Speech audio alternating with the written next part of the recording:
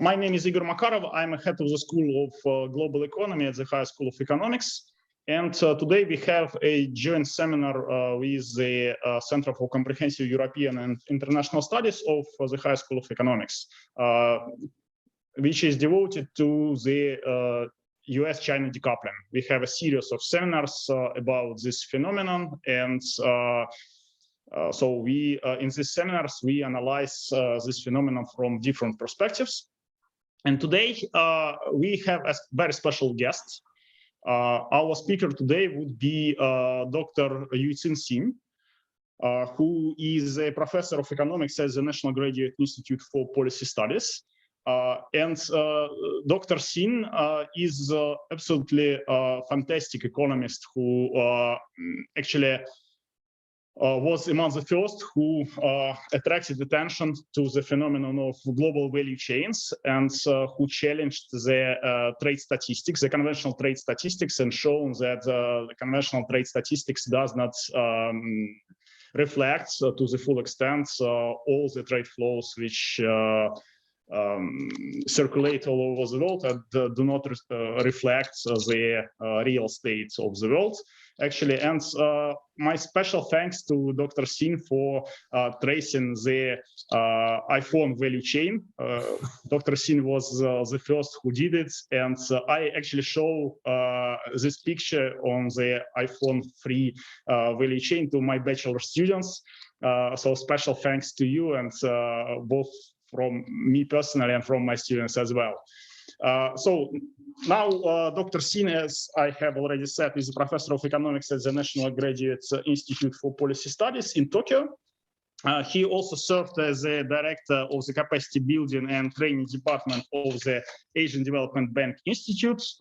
He also held positions at the World Institute for Development Economics Research, the Bank of Finland, and the East Asian Institute of the National University of Singapore. Dr. Xing received his bachelor's and master's degree from Peking University in China, and his PhD in economics from the University of Illinois at Urbana-Champaign, US.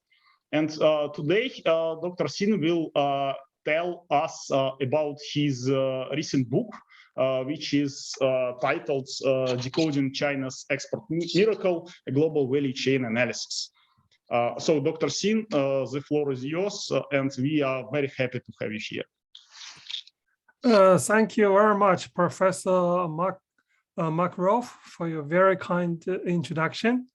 I'm very glad to know that my research is useful to your teaching and research.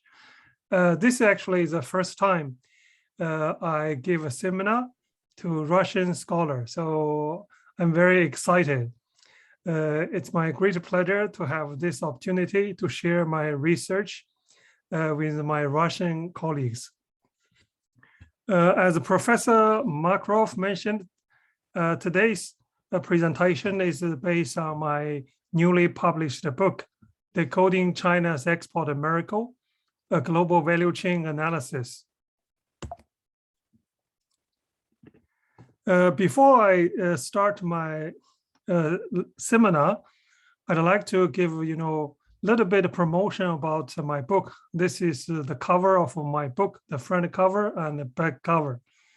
On the back cover, you can see the endorsement from 6 well-known people, including Professor Richard Baldwin of Geneva Graduate Institute in Geneva, and Mr. Xiangchen Zhang. He is currently Deputy Director General of WTO, Dr. David Dollars of Brookings Institutions. The book includes 8 chapters. So chapter 1 is introduction, which basically summarize the major arguments of the book, and also give a brief history about why I started to work on global value chains. Chapter 2 briefly review China's export miracle during the period of 1980 and 2018. Chapter 3 provides a theoretical explanation about why GVC are such a powerful tool which have contributed significantly to the success of China's export growth in the last 4 decades. In chapter 4, I basically argue that current trade statistics are outdated. On the one hand, China's export to the US as well as to the whole world have been exaggerated. On the other hand, US actual export to China have been underestimated.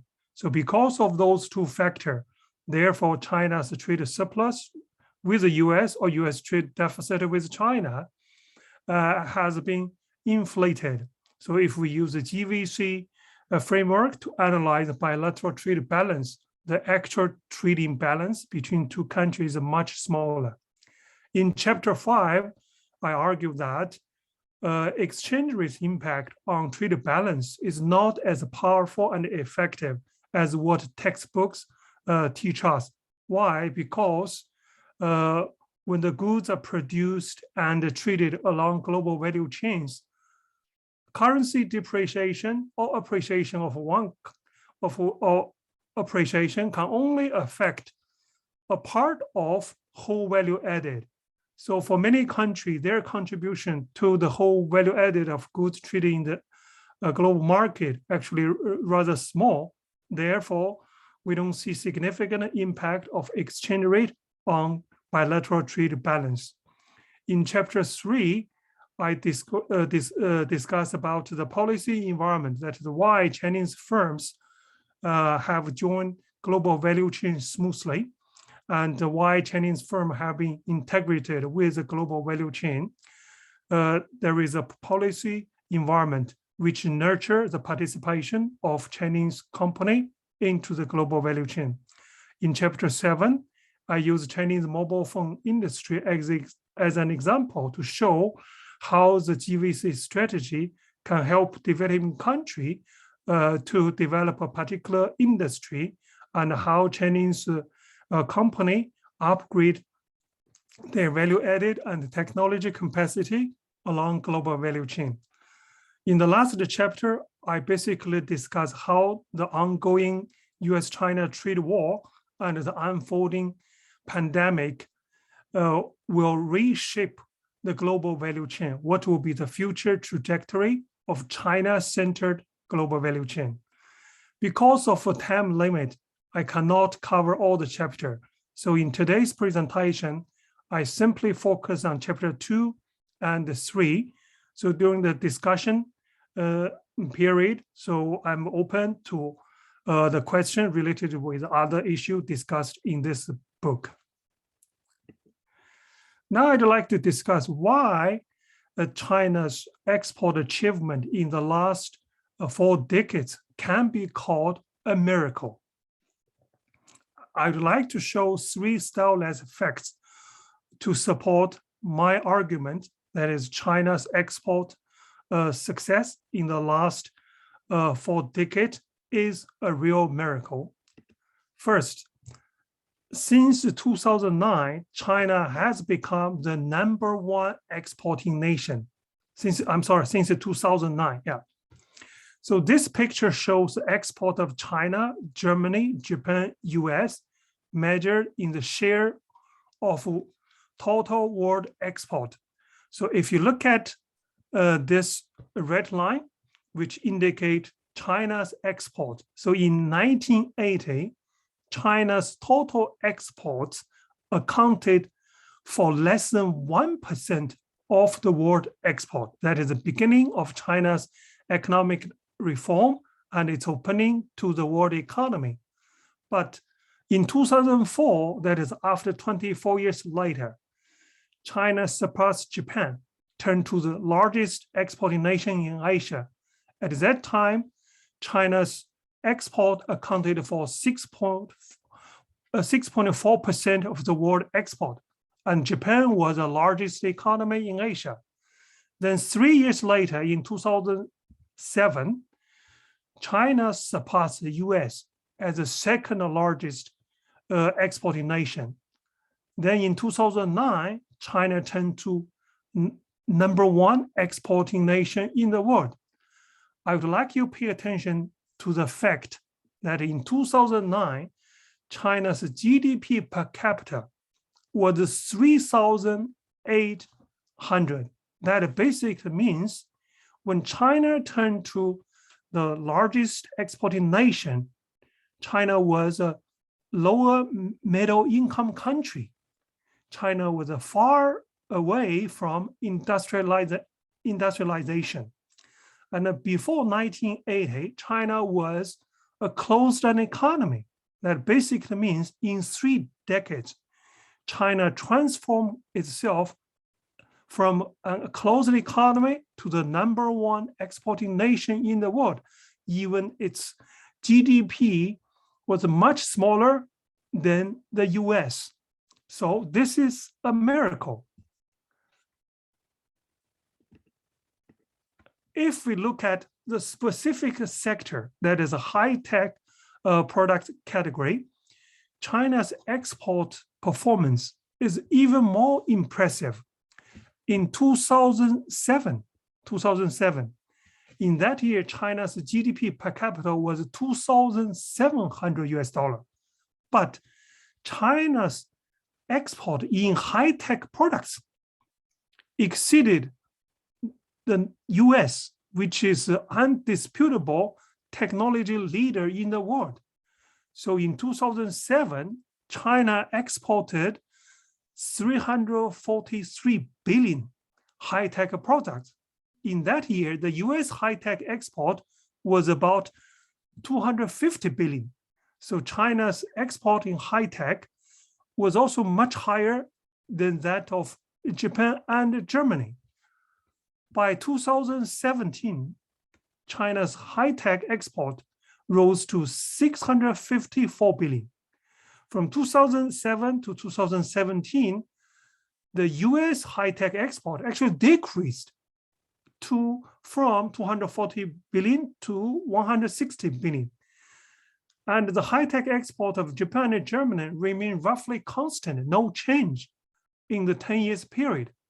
But if we think about all the high tech and we consider which company and which country invented those high technology products we use every day, they have nothing to do with China or with Chinese company.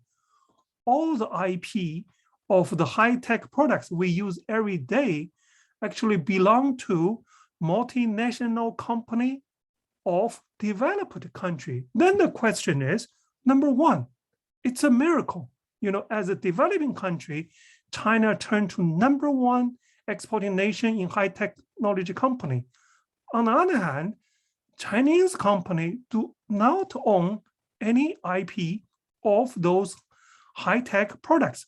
And those products was not invented by Chinese company. Now let's look at another fact. This is a trade balance between China and the US. As you know, China and US has been engaging the trade war. The trade war has been mainly triggered by the huge trade deficit the US has with China. So in 2018, China had $422 billion trade surplus with the US. That is US trade deficit with China. $422 billion is almost half of US trade deficit in the commodity trade. But in 2001, China's trade surplus with US was only 83 billion. So in 17 years, China's trade surplus or US trade deficit with China rose 5 times. 5 times. That is very huge. So this is also a miracle. But during the same period, if we look at Japan's trade balance with the US, Japan had 69 billion trade surplus with US in 2001. In 2018, Japan's trade surplus with US actually decreased about $2 billion. Then the question is, why US trade deficit has been extensively concentrated in China? Many economists try to explain the significant trade imbalance between the two countries by the low saving rate of American household. They simply argue that because American household, they like to consume, they even borrow money to consume, so they have very low saving rate. But the issue is, when American consumers, they spend money, they even borrow money to purchase products. Why do they prefer made in China products so much? Why don't they buy made in Japan or made in Germany products? Do you really think only made in China products are so competitive, and made in Japan and made in Germany products are not so competitive in the US market? If we look at the US trade deficit to GDP ratio, actually we have very interesting results. In 2001, US trade deficit to GDP was 4%. In 2018, the US trade deficit to GDP was 4.3%. It basically means American consumers' behavior in terms of their strong preference to import does not change that much. So US trade deficit simply increase in the same proportion as the US income. But US trade deficit with China surged sharply. So on the one hand, I think this is a miracle. On the other hand, I think there should be other reason which are beyond the conventional theory.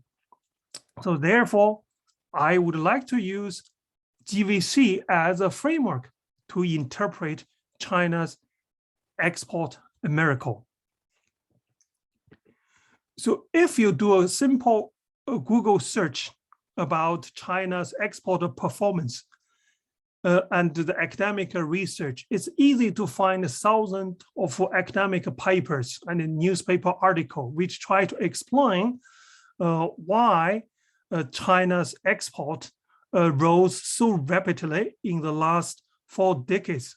Most of those research simply focus on China's comparative advantage or institutional reform in the last 4 decades, such as China's domestic economic reform and external trade liberalization, such as being a member of WTO and bilateral or multilateral free trade agreement. But I think China's comparative advantage and institutional change are necessary condition rather than sufficient condition. In other words, China's comparative advantage and institutional reforms are not sufficient enough to transfer China into the #1 exporting nation, as well as the #1 exporting nation in high technology.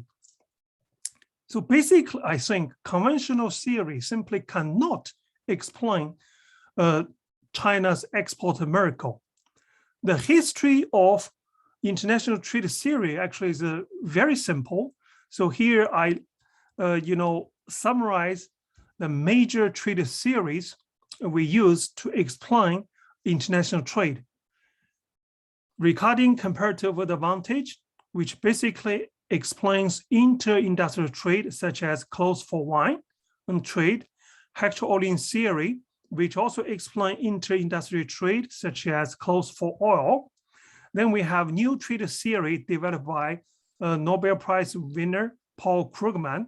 This theory explains the intra-industrial trade, such as Japan exports Toyota cars to Germany. In the same time, Japan imports BMW from Germany. Then we have the newly developed trade theory called a new trade theory, which is mainly developed by Mallet based on his paper published in Econometric in 2003. This theory simply focuses on firm heterogeneity. It argues that only large firm and efficient firm can export, because in order to export, you have to invest in research development, marketing, and you have to promote your products. You have to spend a lot of money to build up a global distribution and a retail network. However, all those trade theories simply assume that for a firm to sell products in international market, that firm has to do all the tasks in-house, from research and development to product design to branding, manufacturing, parts, assembling, marketing, and retailing. But this is not true.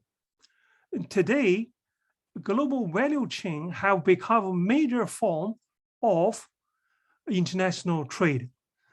Actually, one firm only engage in part of a task, not all the tasks required for delivering a product to the global market.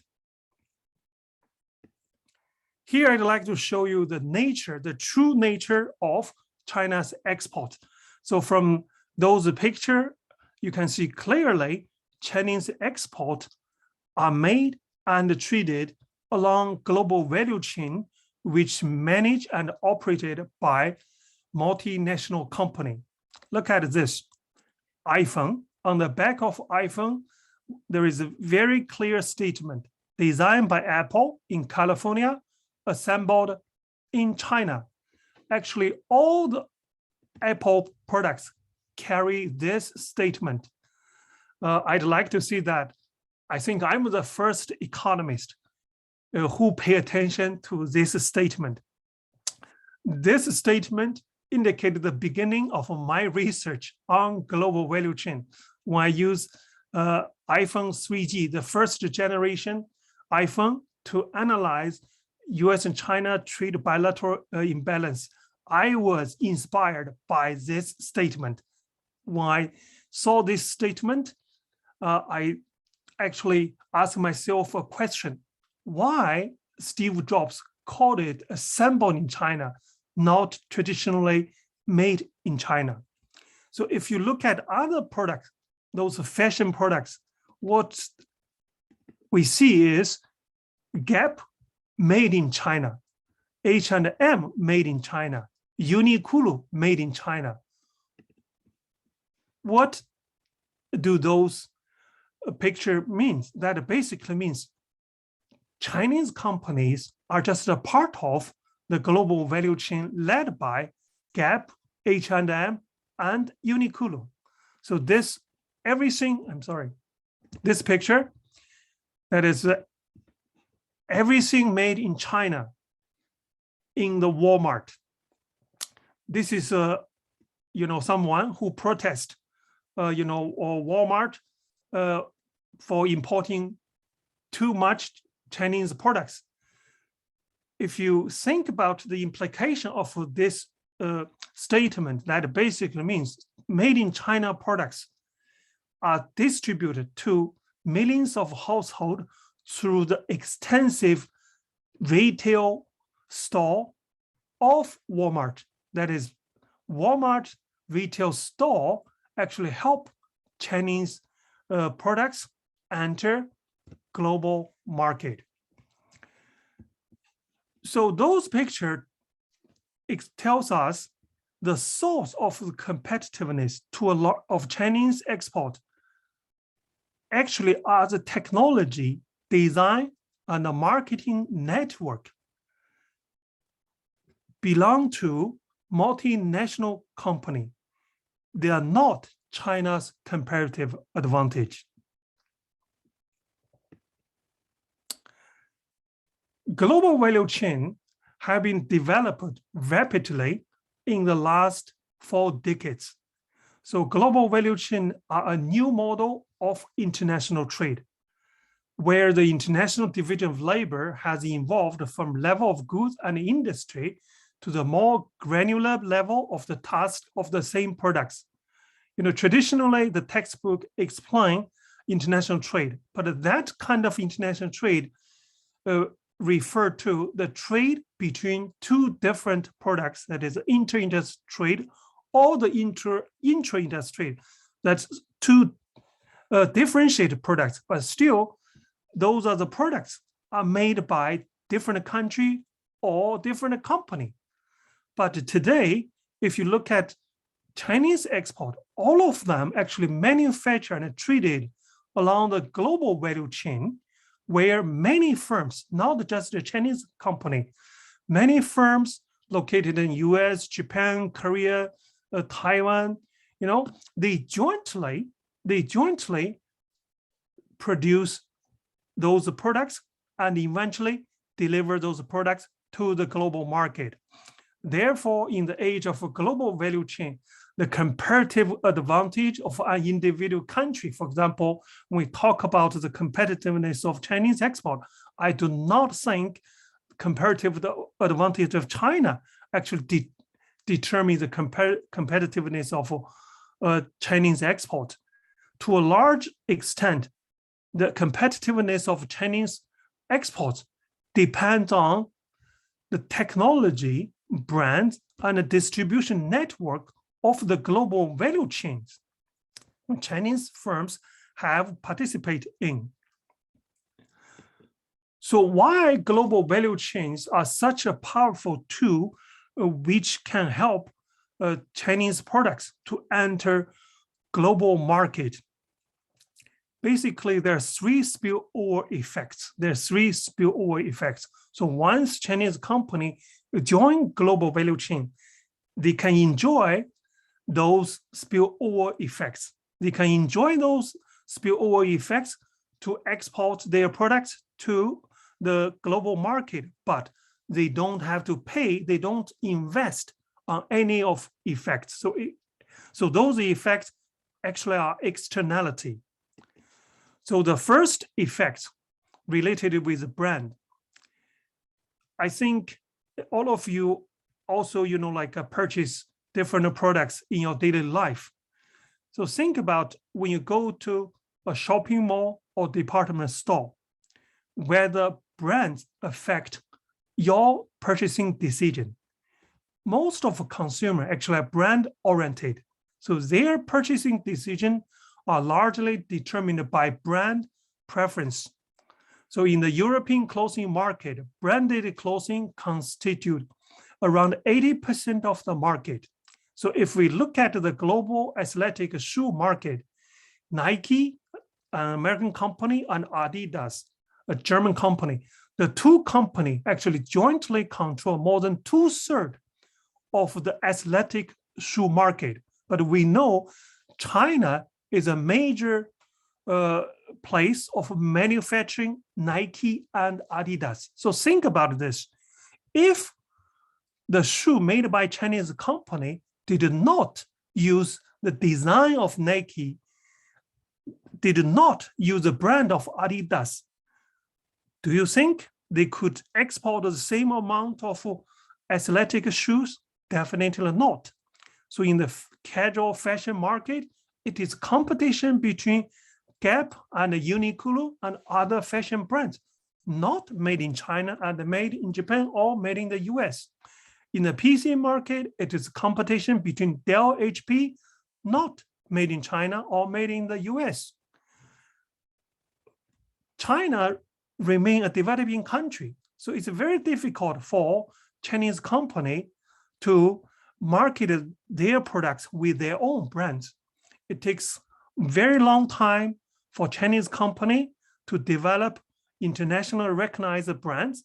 It also is very costly for them to invest in brand promotion. But once Chinese company join the global value chain led by multinational company, which have internationally recognized brand, then all the Chinese company can sell their products and globally recognized brand.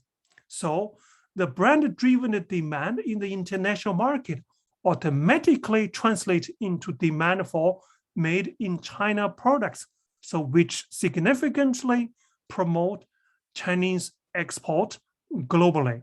So the brand spillover effects is a main externality that has helped Chinese export enter international market. So this is the first spillover effect.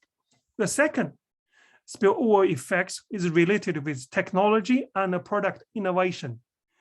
Today, we use many new products like laptop computer, tablets, mobile phone, and game consoles. If you think all those new technology gadgets, they are invented by multinational company of industrialized country.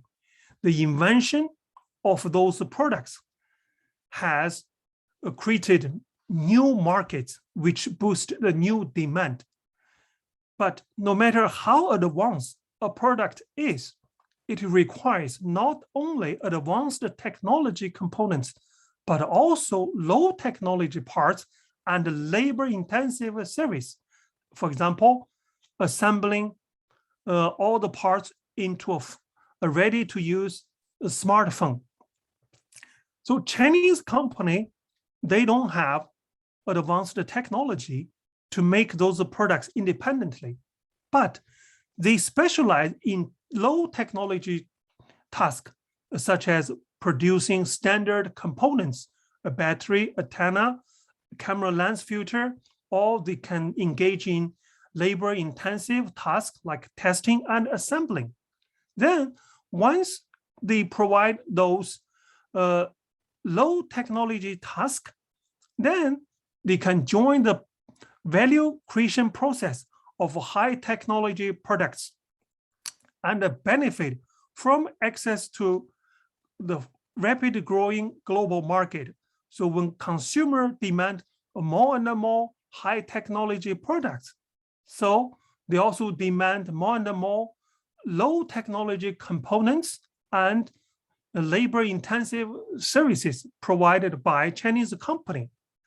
Even the unit value added of a low technology task is low, but the sheer size of the global market indicate the potential for huge growth and economy of scale. Now I'd like to use the two examples to show how powerful this spillover effect. Those two examples are based on the company of Japan and the US. Toshiba's engineer invented a tiny 1.8-inch disc, but Toshiba engineer did not know how to use this disc. So in 2001, Apple decided to use this disc for its newly developed music player, iPod. So because of that, this useless disk drive, from the point of view of a Toshiba engineer, turned to a cash cow for Toshiba. So Toshiba benefited tremendously from the spillover effect of Apple. That basically means the invention of iPod spill over a huge amount of profits to Toshiba. Another story related with now the popular Gorilla Glass. Gorilla Glass has been used in many technology devices, such as the popular smartphone. Gorilla Glass was invented in 1960 by American company Corning Glass, but this company did not know how to use it. It had not found a market for this Gorilla Glass. So when Apple designed its iPhone, that is the first generation of the smartphone, Steve Jobs wanted a very elegant cover for the iPhone. He did not like plastic cover. He wanted a glass cover with a strong resistance to scratch. Then he found this Gorilla Glass. Gorilla Glass is considered as the right choice for the iPhone. Now, because of the invention of the iPhone, Gorilla Glass has been used widely. Now more than 6 billion devices have used Gorilla Glass. So those two cases indicate that the new technology invention of multinational company, which spill over to the part supplier. In other words, once a company join a global value chain, this company can grow with the lead firm together. So even that company does not invest in research and development. I'd like to emphasize that the spillover effect I talk here is different with the spillover effect emphasized in the conventional literature, because in the conventional literature, many scholars emphasize this kind of learning and productivity growth. Here, the spillover effects related with technology means an opportunity to serve the global market. So the last spillover effects is related with the distribution and retail network. Like in the international textbook, we just assume once a company can produce products which are cheaper than others, then they can sell easily. That's not true. Actually, selling products in the global market is very complicated. It requires extensive distribution and retail network. Chinese companies do not have good reputation for the quality and the brand of their products. If they want existing distributor and retailer to carry out their products and sell them in the global market, is very difficult.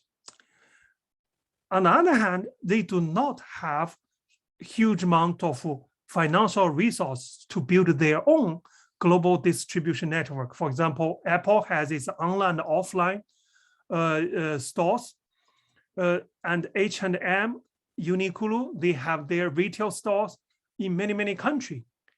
But the Chinese company simply join those multinational company and serve as a contract manufacturer. So once they join those multinational company, which have extensive global distribution and retail network, all the products produced by Chinese company would be automatically distributed and sold through their global network.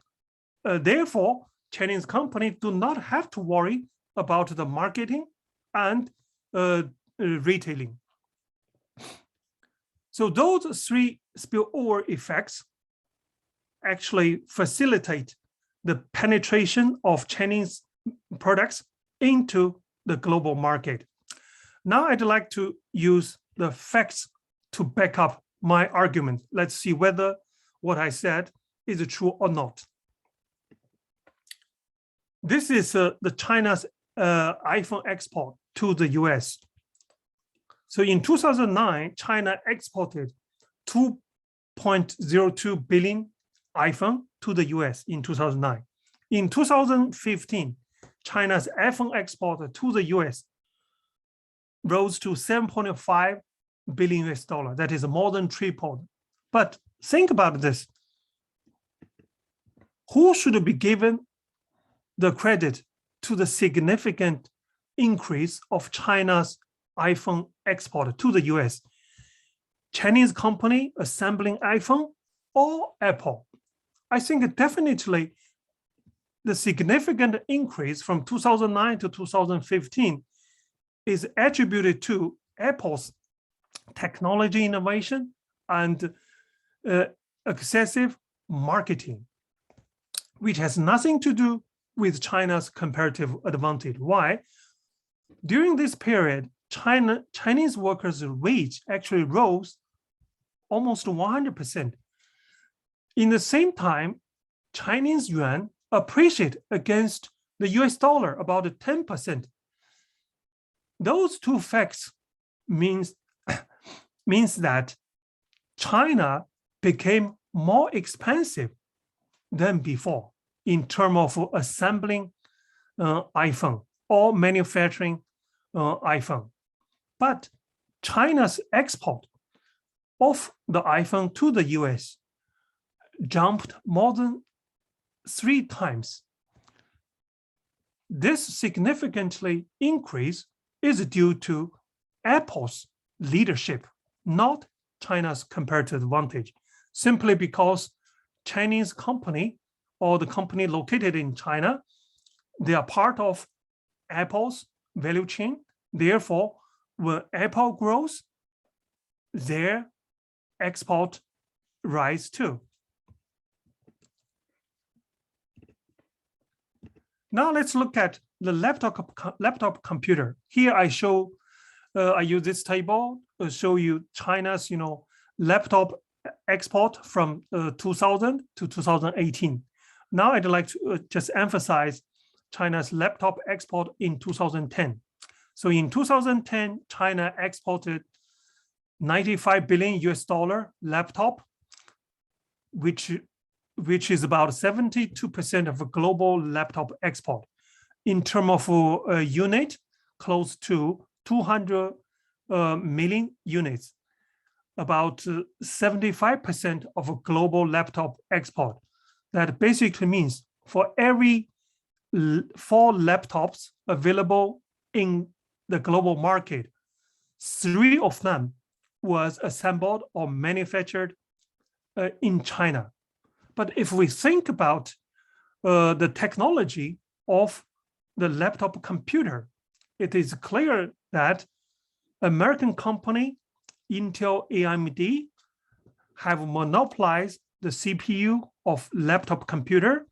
Microsoft and Apple have monopolized operating system. In other words, the core technologies of laptop computers has nothing to do with Chinese company. And in 2010 or even before that, nobody heard about the Chinese brand. So even when we talk about at that time, there was no Lenovo. There was no Lenovo. Lenovo now is one of the top laptop maker, but in 2010 and before that, there was no Lenovo. The laptop market was monopolized by American, Taiwan, and Korean brand. Now let's look at a mobile phone. So in 2012, mobile phone export by China accounted almost 60% of global mobile phones. So in 2010, China exported 1.18 billion of mobile phone to the global market, But in 2012, there was no Xiaomi, no Oppo, no Chinese brand at all. And a few foreigners heard of Huawei. So basically means number one, no Chinese branded mobile phone was available in 2012 and before.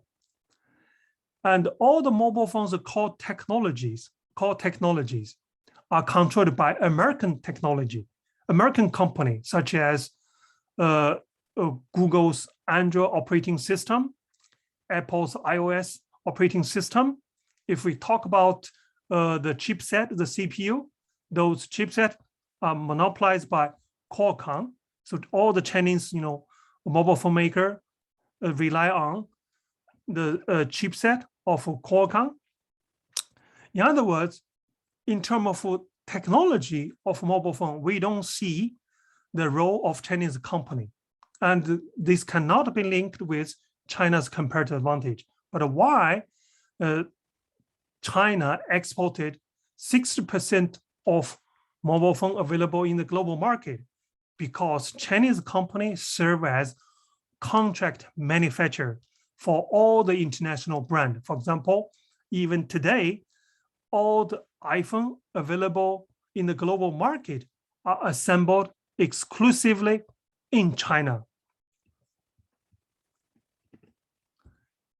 Well, mobile phone, laptop computer, iPhone are specific products. Some people may argue those individual products are not representative that much. Now I'd like to extend my discussion into a whole category of products, that are high technology products. This category is very large in China's exports. Why? In 2016, high-tech export accounted for 28% 98%, almost 1/3 of China's export. But we have to look at how China produced those high-tech products. Those high-tech products, most of them are produced by a mean called processing export. Basically means Chinese company import all the intermediate components, then put all those parts and the intermediate component together, make them as finished products. So we call that processing exports. So if we look at the share of processing exports, the share of processing export in China's total high-tech exports. So in 1997, 80.6% of China's high-tech export was produced in the form of a processing export. Basically means 80% of high-tech products was produced with imported components and a part. So this is a GVC activity. The Chinese company import parts, put them together, then export. This is typical GVC activity. By 2003, more than 90% of China's high-tech exports was produced in this way. In one of my papers, actually, I said China's high-tech export should not be called high-tech. They should be called assembled high-tech. Why? Because the core technology or the technology components which determine the technology functions of the products have nothing to do with Chinese company. So if we use those products as indicator of Chinese companies' technology capacity, it's misleading. So this information indicates that the success of China's high-tech export is dependent on the participation of global value chains. Well, now I extend the products beyond high-tech, because even high-tech products remain a small group, about 30% of China's total export. Now we should go beyond that. We go beyond that, let's see the processing export as a group. Before 1980, processing export accounted less than 10% of China's export. By 1995, processing export accounted 50% of China's export. By 1999, almost 60% of Chinese exports was processing export. So processing export, as I explained before, is a subset of value chain trade. Why?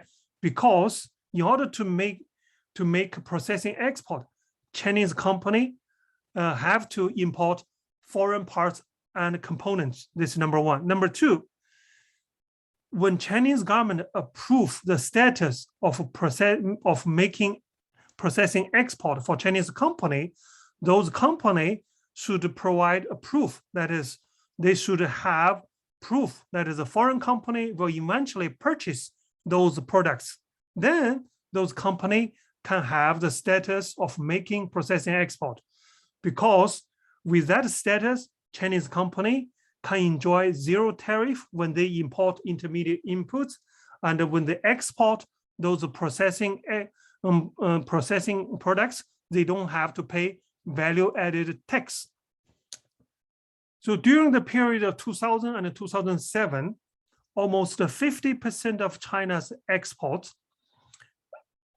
was in the form of a processing export. Therefore, processing export has a function as a major vehicle for Chinese company to make products and sell their products to the global market. In other words, Chinese company rely on global value chain to produce their products and sell their products in the global market. So if we look at Chinese major partner of US, Japan, and Germany, processing export played even more significant role from 1995 to 2005. Chinese processing export accounted 52 to 59% of its export to Japan. From 1985 to 2014, processing export actually accounted 65% of China's export to the US. For the trade with Germany, from 1995 to 2004, processing export actually accounted 51.2% to 65% of China's total export to Germany. So this basically means that processing export or value chain trade function as a major vehicle for Chinese company to enter high-income country. Well, how about the products made in China which do not need foreign intermediate inputs? For example, most of labor-intensive products made in China, such as apparel, toys, shoes, Chinese company can produce all the intermediate inputs. They do not have to import any intermediate inputs for making those labor-intensive products. So in this case, Chinese companies simply function as contract manufacturer of global big retailer such as Walmart, Costco, Kmart, Target, or the other contract manufacturer of fashion brand Uniqlo, H&M, and the shoemaker Nike.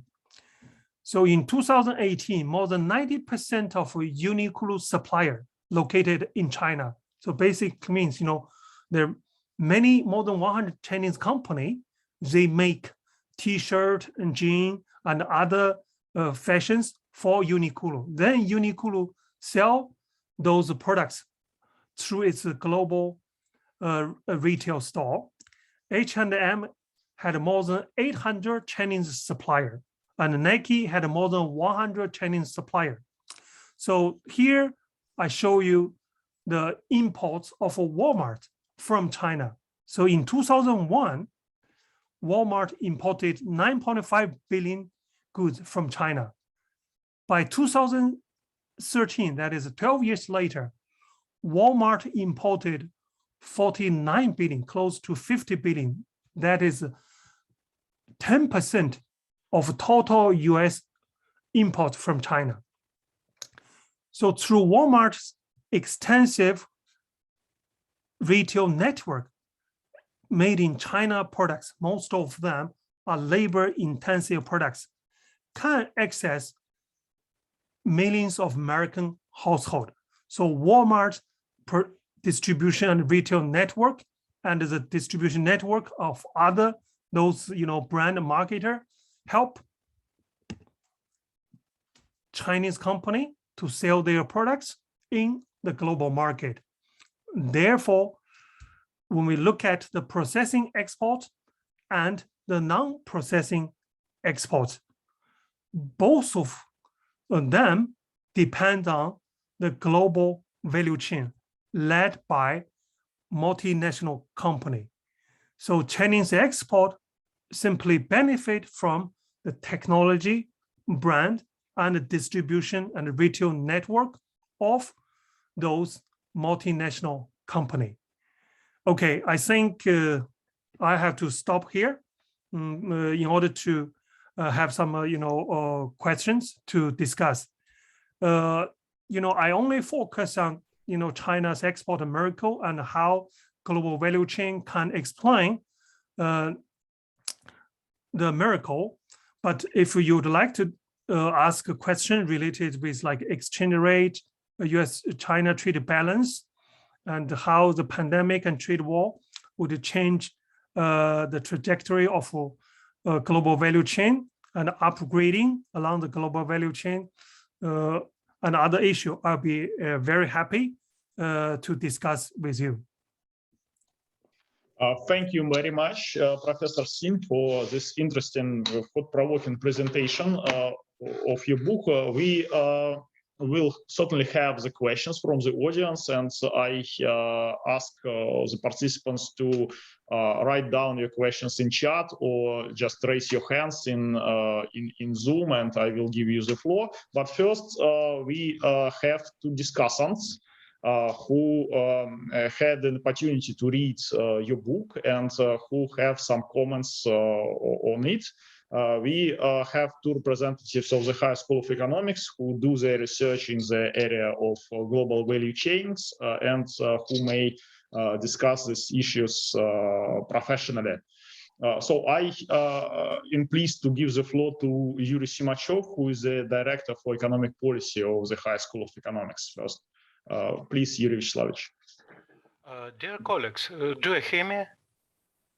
Yes. Yes. It's my pleasure to be a discussant of the book by Professor Xing. The book gives us a new perspective on catch-up of the Chinese economy from the view of global value chains. In my opinion, the book contains a lot of bright, non-trivial conclusions, and most importantly, it gives a vivid, multifaceted look at the nature of China's export miracle. Here we can note the importance of combining macro-analysis with analysis at the micro level when assessing any economic phenomenon. This provided, in this case, a qualitatively new level of understanding of the factors of international trade and the possibilities of changing the position of various countries. I would like to highlight a few of the most interesting points of the book and comment on them from the view of other economies, including Russia. First of all, I would like to draw your attention to the following point. At the beginning of the book, Professor Xing gives an example of the inhuman experience of the journalist on herself and her child who tried to refuse to use products made in China. In my opinion, if there was an opportunity to track China's participation in all global value chains and mark the final consumer goods accordingly, then the choice would be critically limited. The peculiarity of modern complicated chains is that many firms at the end of the chain do not very clearly understand all of its previous elements. For example, some large European companies faced with the restriction associated with COVID-19 pandemic tried to change their supplies, replacing Chinese firms with, for example, Vietnamese. But later, it turned out that they were also dependent from China. From this, in my opinion, we can conclude that in condition of developed participation in GVCs, restrictive measures are poorly predicted for possible short-term or long-term effects. Second, the book presents us an evidence of non-linear upgrade in GVCs. To my mind, the most exciting example for those officials who are constantly looking for a miracle is the example discussed in the book of Chinese companies jumping over a certain task in the GVC without having the set of necessary technological competencies. Professor Xing uses an example of Chinese electronic industry and show how Chinese companies bypassed the requisite technological stage and jumped directly to brand development. These are nowadays well-known companies like Huawei and Xiaomi. It's an interesting experience. Empirical literature usually discusses technological upgrade in an evolutionary perspective. Firms move from one state to adjacent stage in the production process. Jump across a few stages are possible but require special capabilities. The possibility of jumping undermines the standard statement about the obligatory advancement of investment in R&D, for example. Let's just say that science is important, but we must finally say goodbye to the idea of innovation as linear model of interaction, from science to development, from technologies to manufacture, and so on. The real picture is much more complicated. It would be interesting to learn what kind of capabilities allowed Chinese firms to non-linearly upgrade. What was the specific of learning and acquiring the knowledge? Third, sector specialization. It seems that China owes a lot to electronic sector as a driver of growth and economic development. This largely coincided with global booming demand for electronic goods. From the perspectives of developing countries, it is important to understand that electronics can hardly be a driver for them anymore. We need to look for a new thought of growth in new industries. I believe that the China's experience in entering GVCs is very useful to other developing countries. However, it would be interesting to see what new industries will serve same role as electronics in Chinese economy. Fourth, the role of supportive policy environment. The book shows that not only cheap labor is a prerequisite for integration into global value chains, but also a good supportive policy environment. Critical elements of related policy are processing trade regime, FDI promotion strategy, accession to the World Trade Organization. Regarding the supporting policy environment, we apparently can talk about the importance of complementarity of different measures. Also, as far as I know, the policy to attract foreign investors in China was decentralized, based on initiative at the level of various regions of China, related to testing possible regimes of special economic zones. By the way, to the question of the role of cheap labor as a factor for integration into global chain, recently my colleagues looked at the distinguishes Russian companies that are part of national or global value chains. To simplify the picture, we can say that the scale of companies is important for national chains, but it is not significant for global chains. In my opinion, this reflects a shift in global chains from the search for cheap resources, for example, labor, to the extraction of specific assets, in particular knowledge. Fifth, the role of import. The key decision was the formation of free trade environment for the import of materials and parts used for manufacturing exports. As it is written, processing trade has served as special vehicle for growth. Thus, it's important to support not only export, but import. Zero tariffs on processing imports allowed China to enter GVCs, and this in turn significantly explain China's miracle. When discussing international trade policy, developing countries usually forget the role of import and discuss only export side of processing trade. This significantly prevents their expansion in GVCs. Six, it is important that book touch on the role of attracting FDI not only to industry, but also to service sector. In particular, the role of Walmart in expanding China's export is discussed, while noting that in the last few decades, large retailers have become a driving force of international trades. That's the valuable lesson. Seventh, China's experience demonstrate that China was transitioned to new industry, but continued to improve traditional sectors.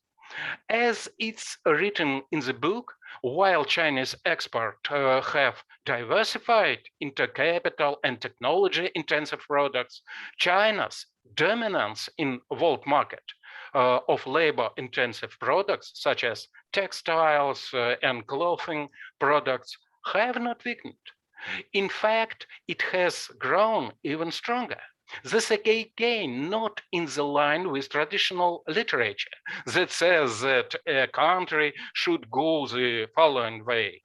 First specialize in simple labor-intensive goods, then diversify in more complex goods, and finally specialize in advanced, usually high-tech goods. China is on its way again.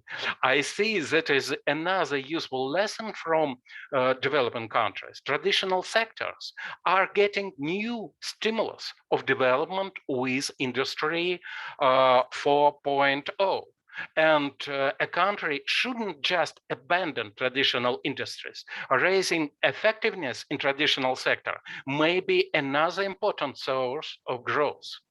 In conclusion of my speech, I would like to draw your attention to the fact that along with increasing role of GVCs in international trade, the transformation process of chains may intensify in the next decade. The COVID-19 pandemic may also push this. To my mind, we can say about following trends. First, the Industrial Revolution and deep servicization of industrial sectors have a significant impact on the distribution of added value in global chains. There is a shift from typical U-shaped curves, the so-called smile curve, to a W-shaped curve with additional maximum in manufacturing, in assembling. This effect is observed in the automotive industry in Germany and is associated with customization, integration service into production.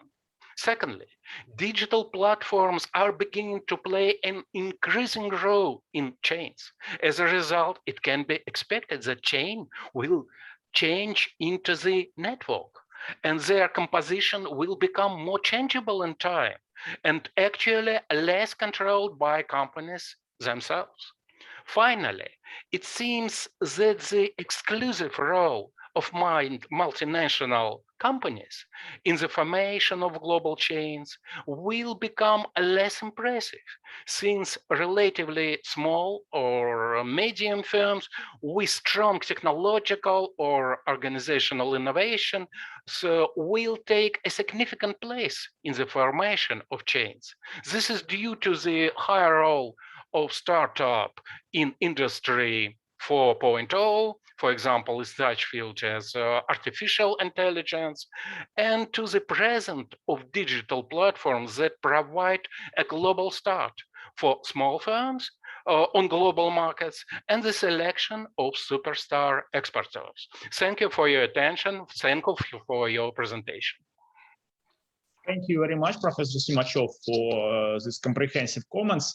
I suggest now to give the floor to the second discussant, and then Professor Xing will have an opportunity to respond to both, if you don't mind.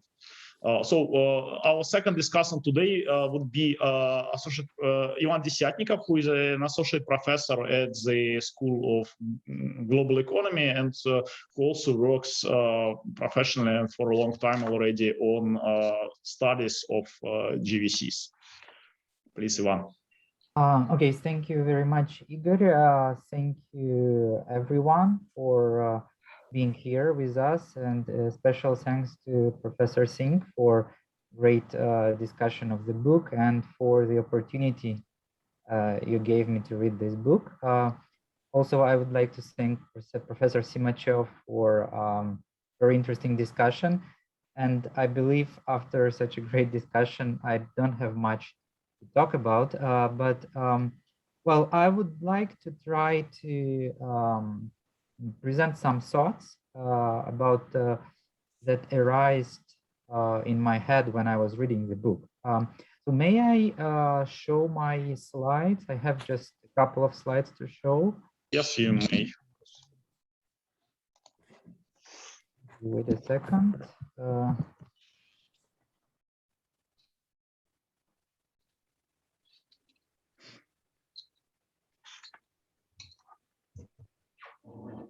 Do you see the slides? Yes, now we see it. Okay. Okay, so thank you once again for the opportunity to read the book. Here is like, first I would like to briefly show the key, message of the book as I understood it. The book is talking about the role of GVC in China's exports, and I would say even economic growth, because thanks to this industrial upgrading, as of course, the examples of Huawei, for example, we were able to see that we didn't only have a kind of assembling exports, right? Assembling, processing export, but thanks to this, China was able to increase its productivity, yes, and which led to quite strong economic growth in the previous years. Why is it important for us actually to think about these issues? The key, what I believe we have to understand, and perhaps we don't know yet well, what is actually globalization and how does it happen? So thanks to discussion about China, about China's participation in global value chain, we can learn a lot about globalization itself. I believe that this is a good example, not only for like China, but also for many countries in the world. In particular, now we see in other Asian countries, there is a big interest towards global value chain. Like, for example, Vietnam is trying to attract production, right, from other developed countries. Another issue that I believe it's important for us to think about today is the trade war in between China and the US that is going on. It started in 2008, and the last chapter of the book is actually dedicated to the discussion of the consequences of it for global value chain and the relationship between China and the US. And even today, I read the news that a subsidiary of China telecom company in the US will not be able to operate anymore. So basically, in the US, so it means they have to close their activities in the US, and they will not be able to provide services in the US market. Well, this is kind of a sign which is, for all of us to observe from academic and policy perspective as well. We see movement of business out of China, right? And the book actually mentions that some businesses decide to leave China. Is it a trend actually? Because China is a big market, and many companies understand that it has a strong potential for growth. So are we going to observe the trend of movement out of China, or is going to be some restructuring of production? And moreover, do we see it as a deglobalization trend? So should we say, okay, the globalization stopped and we're going to produce more inside national borders, or is there some just change in production structure? So I believe that at least these points are quite important, and the book touches considerably on these points. The period of analysis, basically Professor Xing showed us the data 1980 to 2018, right? But also he discusses the events that are happening today, like trade war China, US, and pandemics. So I believe it's up to today is still a lot of interesting points to read about. The main finding, I think, Professor Singh already explained the key finding that GVC analysis allows us to explain many intriguing questions. Yes, so for example, China's export and economic growth, the trade deficit between US China, a lot of great examples, and I was really I had a lot of interesting time to read this book. Okay, now from the academic point of view, what could be a contribution? I believe that it contributes a lot to many modern academic literature, and here I just list two key aspects that I believe are important because there was a lot of research trying to understand what is the impact on the US of this trade deficit between China and the US. And for example, there was a very famous paper by ADH in 2013, right? They were saying that, look, actually in the US, there may be some sort of welfare loss due to trade with China. And this was an interesting finding for many scholars. And maybe it even triggered this Trump administration decision to restrict China-US trade. Yes, so the start of the trade war.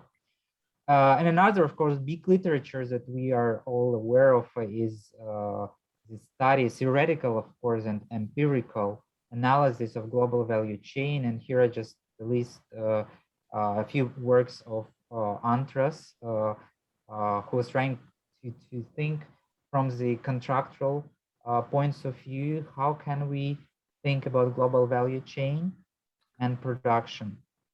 Okay, so I believe that the book of Professor Singh contributes to at least this literature trends, but of course there are many others. Now let me say a few words and maybe raise a couple of questions that I believe are interesting for all of us from policy as well as academic point of view. So here is one example of a simulation by Antras and Chor in their most recent book, where they discuss various theoretical approaches.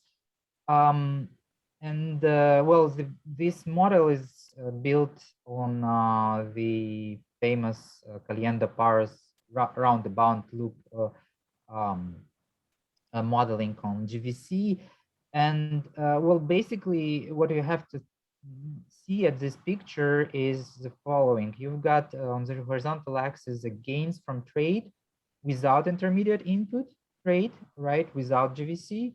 And on the vertical axis is with GVC. And the 45-degree line would say like the autarky stage, yes, and with intermediate goods is how much GVC helps us to increase our welfare. Here we've got many countries, right, and this blue line shows us the trend of the effect of GVC on welfare gains, and basically it doubles. It's about doubles compared to the 45 degrees line. Yes, so for example, you've got here China. Yes, you see its lower left corner, and it even more than doubles welfare gains from GVC.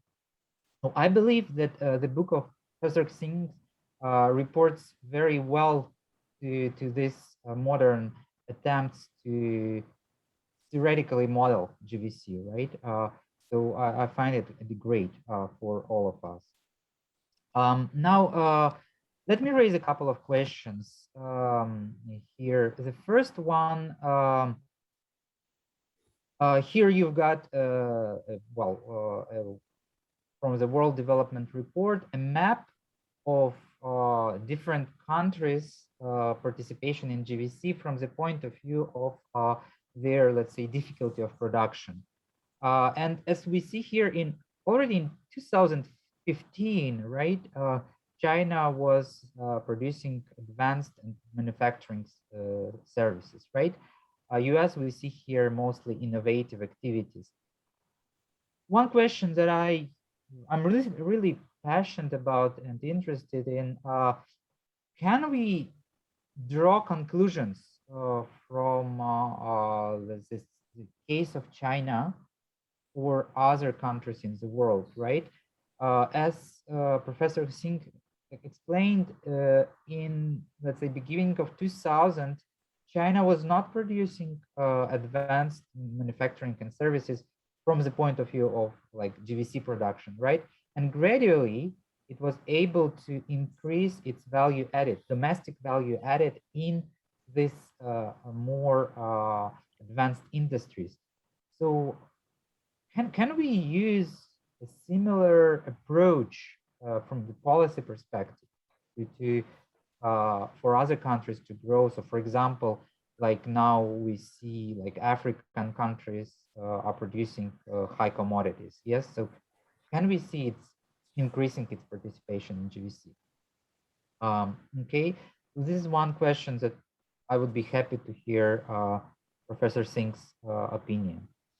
Another thing that here I would like to show is an increase in unit labor cost of China, right? So here we've got the chart that is showing a trend of China, Germany, US, Mexico of unit labor cost, and 1990 is 100. One interesting thing that, we all know is that labor cost in China has been increasing, and Professor Xing also mentions about this, and that despite this, we continue to have a strong participation in GVC of China. A question here is, well, can we expect this deglobalization trend to start, let's say, factories moving out from China to other countries or back home, reshoring? For example, here we have a Mexico example. So Mexico's labor cost doesn't increase that much. Yeah, it basically stays the same. So could we expect that, for example, companies would move to Mexico? Like, I guess I heard that Toyota was planning to move to Mexico and then they abandoned this plan. Okay, another questions could be that is, I believe it's also very interesting. What are implications for the overall world economy? Here at this figure, we've got an example of the US. So the trade openness and Gini of market income. And we see, well, basically it shows us this dispersion in income in between like people in the country. And we see that we've got this together with trade openness, also Gini coefficient is increasing. So, well, and many people are worried that it may have negative impacts on the world economy, in particular, an increase in the number of poor people in the world. So does this GVC in China effect can be translated into this global pattern? Yeah. So this is another question, which is, I believe, is pretty much important for all of us. Well, and finally, well, for me as a young scholar, I'm particularly interested in Professor Xing's opinion. What could be our research agenda from now on? For example, could we think of other countries' firms' response to US-China trade war? Like, for example, do Japanese companies consider the US-China trade war? Do they react somehow and change their structure of production? Then what are the key factors for restructuring GVC and closing some production in China? So, well, we mentioned labor cost, but how about also sunk cost, like relational capital, for example, that you must build when you move to produce in China? We know it's not easy just to come and start producing. You need to invest also. And there is a tremendous sunk cost. So is it so easy to quit and leave and move another place? And well, finally, well, big question, what structure of GVC should we expect in future, like in terms of upstream, downstream countries, industries? Well, this is all I wanted to say.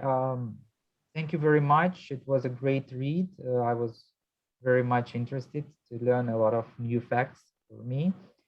And I would be happy to hear Professor Xing's opinion on all these points. Thank you. Thanks, Ivan. So we had a quite large number of comments from two discussants and also a large number of different questions. So Professor Xing, now the floor is yours again, and please try to respond to these comments and questions. Probably not all of them, but at least those which you find the most important and the most interesting. Okay, thank you very much for your comments. They're all excellent. Professor Simachev, I believe you read my book thoroughly, so I really appreciate that. When I prepared this PPT, actually, I delete one slide that shows, China exports are dominated not only in high-tech, but also in labor-intensive. Next time I'll put it back. Thank you very much for your comment for that, because I want to save time, but now I realize that is a very important point. You also mentioned that in the future, the digital digitization, how the technology and the technology platform will play a very important role in the GVC's future development. I fully agree with you. Actually, now I'm leading a big project, a global GVC Development Report 2021. The report will be released in the middle of November. So the last chapter of the report is about technology platform and global value chain. So in that chapter, we addressed all those issues, but maybe very superficial. And also, I agree with you that is China's processing export regime play a very important role in facilitating Chinese company to join global value chain smoothly. That actually is kind of I call that a unilateral trade liberalization. That China basically, Chinese government basically turned the green light for all the intermediate inputs and also for export. This kind of policy is kind of unilateral trade liberalization, very important. I really appreciate your comment. And Ivan, you raise a few, important questions. I'm not sure whether I can, answer all of them. Let me try. First, let me start from, your future research agenda. Actually, in my book, I mentioned how the trade war affect, the restructuring of multinational company. In particular, I discussed about this tariff, the asymmetric tariff impact, because American tariff imposed on the gross value rather than value added. Therefore, the real effective tariff, this is a little bit theoretical, is very high. So, like a 20% tariff will basically eliminate all the profit margin. So the company which use China as a production or assembly base and target American company, eventually they have to leave. They have to do restructure. You mentioned one point that China is a big market. Yes, I agree with you 100%. Many Chinese scholars, when they argue with me, they said, well, China is big market, the foreign company, they don't leave. That is yes and no. Think about this. We have a concept called China as a global factory. That basically means in the last 3 or 4 decades, China served as a global factory. In other words, Chinese market cannot accommodate or consume those products made in China. As I mentioned, in my presentation, China exported 1.1 billion mobile phones. Do you think China can consume 1.1 billion mobile phones? No. China export annually close to 400 million units.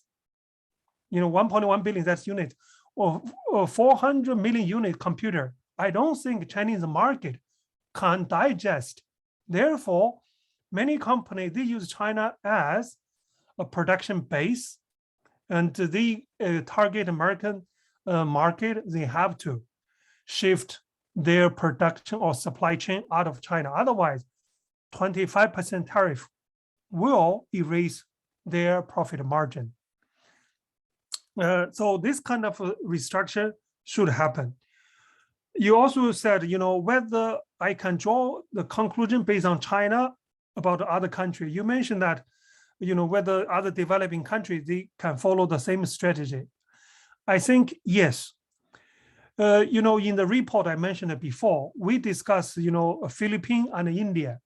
We all know that Indian software industry is very competitive. It exports a lot of software service. But if we think why India software industry has been successful, simply because Indian software company join the software industry value chain led by Microsoft, by Google, by all American, companies. So Indian companies serve as what? Programming, coding, testing, database upgrading. So that's why Indian company can serve S&P 500 company. It's not because they have, the capacity, just because they're part of a Microsoft or, Oracle or other Google's companies value chain. In the case of Philippines, the same thing. This call center has risen significant in Philippines, just because, in Philippines, there are many people, they speak good English. So the labor cost in Philippines is much lower than the US. So Philippine, companies, they join the financial or telecommunication service to function as a call center. So this is also a successful case. If you think about Vietnam, now Vietnam is the second largest exporting nation of mobile phone. How could Vietnam suddenly turn to second largest mobile phone exporting nation? Because Samsung has relocated all its mobile phone assembly capacity from China to Vietnam. Now you don't see made in China Samsung phone.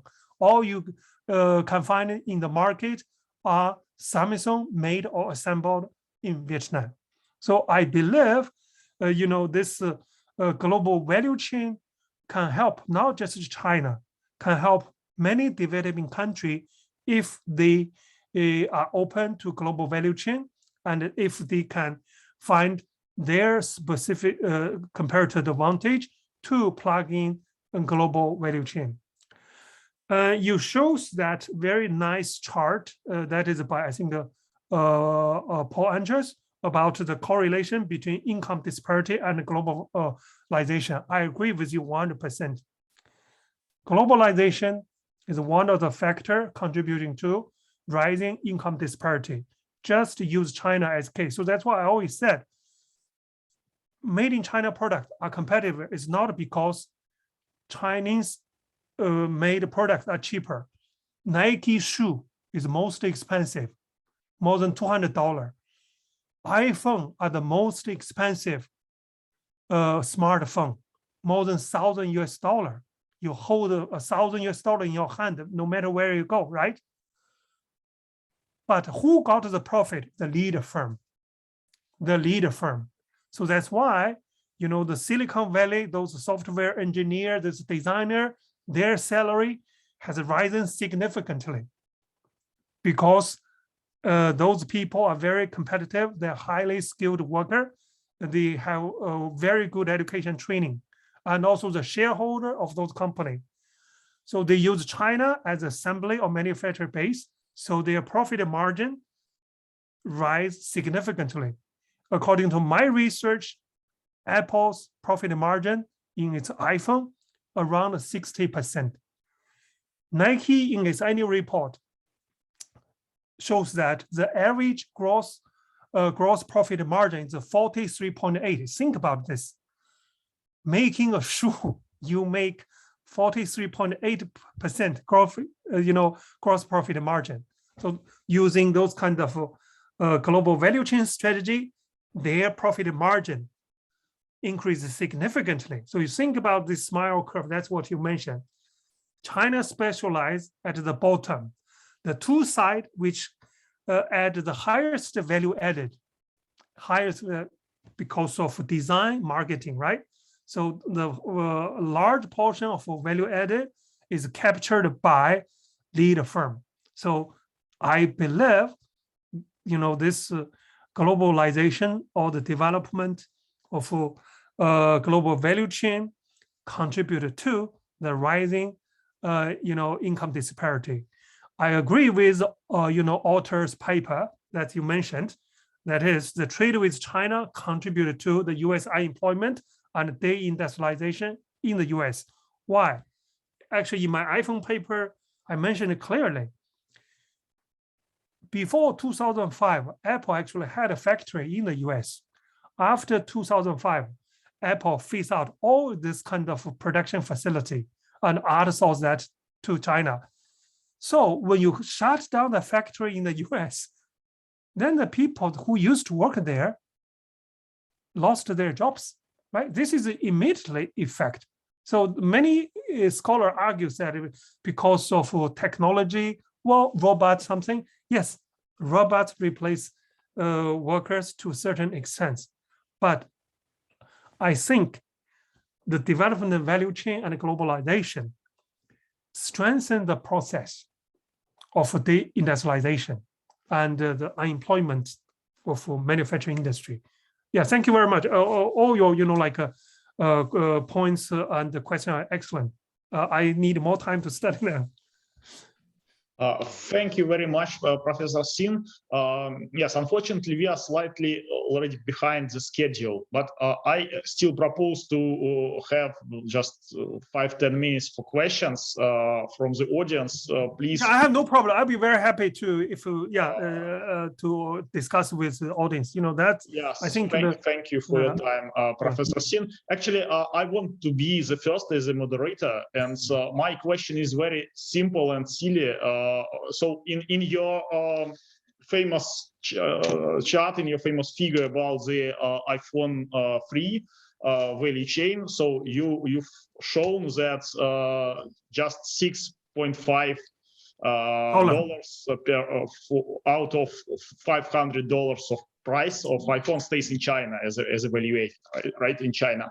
What is the figure right now? What is this number right now? So I suggest that it should be higher than $6.5. But what is the share of value chain of value added in iPhone value chain which stays in China right now? Thank you very much for asking this question. Actually, I finished a study on iPhone 10. Actually, the paper has been published. In iPhone 10, China captured $104, $104 for each iPhone 10. So in terms of share, that is about 25% of manufacturing cost. The total manufacturing cost of iPhone 10 is about $410 US. $410 US. So of the $410 US, China captured about 104 US, about 25%. And Apple's gross profit margin is about 59%. The Chinese company has provide many parts and components to Apple, in addition to the assembly service. Great. Thanks a lot, Professor Xing. Actually, we see that many things have changed for these 10 years, right? From 6.5 to more than $100. Yes. So that's very significant. Yeah. Dramatically. Okay. Please, our audience, feel free to ask questions. So you may raise your hands, or you may write down the questions in chat. Probably preferable will be raising your hands and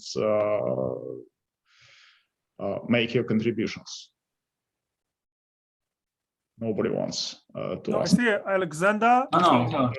Please, Alexander.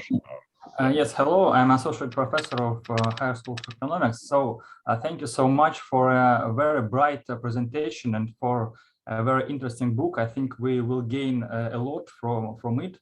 And as we know, China has a tremendous government policy in technological development. And what do you think? Can we expect that in future and or maybe in recent years, the share of own Chinese exports will increase? Yes, in the whole export of China, and maybe China will go upside in GVC. Yes, and if yes, in what industries we can see this this upside growth in GVC? In what industries? Yes, so thank you. Actually, thank you very much. When I answer, Professor Makarov, question, I already said, if you just look at the iPhone, the Chinese company has captured more and more value added. And in my paper, I list, what kind of, parts components Chinese company supplied. In the first generation of iPhone, China only provided assembling service, but in the the iPhone 10, Chinese company provided, very sleek, beautiful back cover, the stainless back cover, and the frame that is made by Chinese company. Battery also made by Chinese company, and the camera lens filter made by Chinese company. So Chinese company continue to increase their value added and provide relatively technology sophisticated, components to the iPhone. Well, I think China's high-tech policy, as well as Chinese companies' investment in research and development, have strengthened their capacity. So if you follow Huawei, Huawei actually has a subsidiary which has designed Kirin CPU for Huawei's phone. But Huawei still use, the software, American software, to design that chip.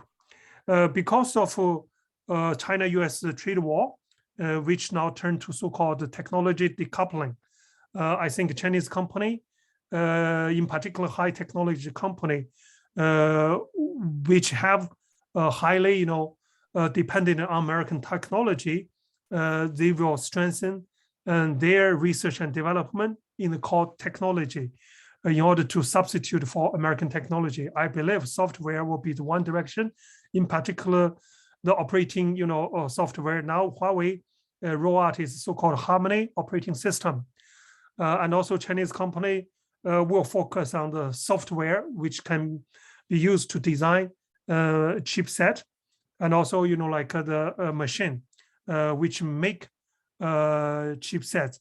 Huawei has its own, chipset, but the chipset should be produced by TSMC, Taiwan Semiconductor Corporation. But the TSMC has stopped to make the chip for Huawei. Why? Because US imposed additional sanction, that is, any companies which use American technology cannot supply anything to Huawei. So in all those, I think, area, in particular, the technology which subject to the US sanction, I think Chinese government and the Chinese company will invest more. Thank you. So any other questions? Yes, Jamie Whedon, please. Yes, thank you for your presentation. I was just wondering, in terms of China's been the supplier of high-end products, high technology products for so long, how easy will it be with this trade war and possible backlash towards China being a supplier of many technological goods? How easy is it for companies to move out of China? For example, the manufacturing jobs that have been lost in the US or EU, they can't just they have to train workers and whatnot. So how easy will it, or how long do you think it will take for, if Apple wanted to, or any other company wanted to, move their manufacturing processes out of China, even to other developing countries like Vietnam? How easy is it? You mentioned that one company has done it already, but how easy and how long do you think it will take for this process to happen? Actually, in Ivan's comment, he mentioned this. He used the term sunk cost. Actually, I agree with him. You know, some people think, okay, a company invests in China like a few $100 million or even $1 billion, or why they suddenly leave. Those initial investment is a sunk cost. So when they leave, I think the cost just like they had to pay for the worker laid off, and then they will incur the new cost of investment in the new location. Well, it is a difficult decision, but the issue is if they continue to use China as a manufacturing or assembly base, and their destination market is US. So 25% tariff, as I said, will eat all their profit margin. In other words, that means every product, made there, eventually export to US, will lose money. So we learn in economics, we have fixed cost and variable cost, right? So in that case, the decision is the company should stop produce those products which cause a company to lose money. I think many government, like a Japanese government, has decided to help Japanese company to diversify their supply chain out of China into Southeast Asia, and also South Asia like India and Bangladesh. And the US government also, I think approved some budget to attract American company either onshore or reallocate. Of course, it's not easy decision, but in the long term, I think some companies have to do that. Just use Samsung as an example. I think Samsung has moved out all its mobile phone assembling out of China. So now Samsung assemble most of smartphone in Vietnam. It seems to me it's not a problem. And many Japanese company, in my book, actually, I list all the company. They have reallocate, or they will reallocate their supply chain out of China if those supply chain serve the US market. I think even Apple already asked this Foxconn to move its production facility to Vietnam and other country in order to avoid the tariff. For Apple, it's easy to do. Why? Because Apple does not invest in any production facility, and all those kind of contract manufacturer, they have to follow Apple's order. They cannot bargain with Apple. If we think about this kind of big retailer and a brand marketer such as H&M, Uniqlo, for them, it's not an issue. What they have to do, just switch their order, like Walmart, just tell the Chinese, I no longer order from you. H&M, Uniqlo, just tell, okay, I will cut my order from you. I will just, order, products from other country. For those we call the buyer-driven, value chain, it's much easier to shift their order from China to other countries. So that's why I personally think trade war is very damaging to the China-centered global value chains. Okay, thanks. Actually, probably I myself also have a question in continuation to the previous one. So if we imagine that some companies will move out of China and value chains will be reconfigured, so does it mean that the trade imbalance between China and US just will reconfigure to the multilateral trade balance between US and all over the world, trade imbalance, sorry, between the US and all over the world, but it won't contract itself. So it still will exist, but it won't be US-China trade deficit, but US-the world trade deficit, but it has no significant chances to decrease in the near future. Yeah, you're right. Actually, if you look at what happened in the last 2 years between US and Vietnam, the Vietnam's export to US surged significantly, more than 50%. And many Vietnam export actually came from China. Chinese company simply send the products to Vietnam, then change the label, switch, change the label from made in China to made in Vietnam, then export to the US.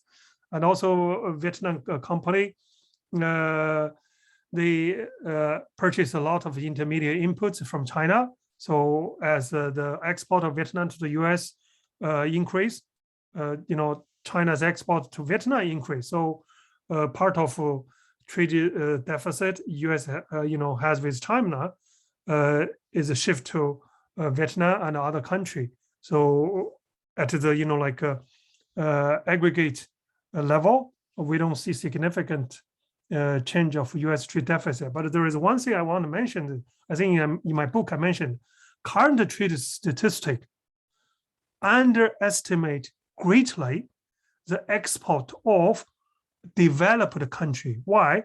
Because the developed country, they produce less and less tangible products, but they earn their income from intellectual property or intangible asset embedded in tangible products. But trade statistic cannot record the value added Apple gained from selling its iPhone globally. Why? Because Apple does not license its iOS system as a brand to other company. If Apple, franchise is a brand and license its iOS system to other company in the foreign country, then this will be considered as a trading service.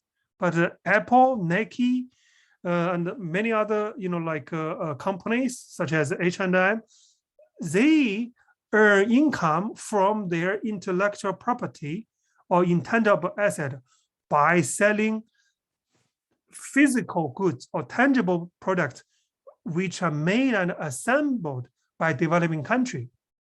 But the trade statistic cannot trace this kind of new trade in intangible asset.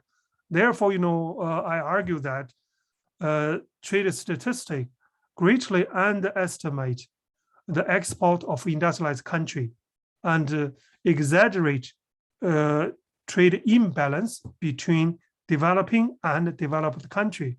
So in the report I mentioned, there is one chapter that discusses this issue. Okay, thanks a lot. So are there any other questions? Or if no, then I think we should finish our seminar today. I think it was super interesting, and thanks a lot again to Professor Yuqing Xing for this brilliant presentation. I started to read your book, now just introduction, but I will continue to do it. Yes, and I think that it is really fascinating, and it adds significantly to the general discussion on the value chain on the one hand, and on the sources of Chinese export miracle on the other hand. So thanks a lot. We were happy to have you here. Thanks also to the discussants, to everyone who asked questions and who participated in this seminar. We will be happy to have all of you at our next events that we have regularly.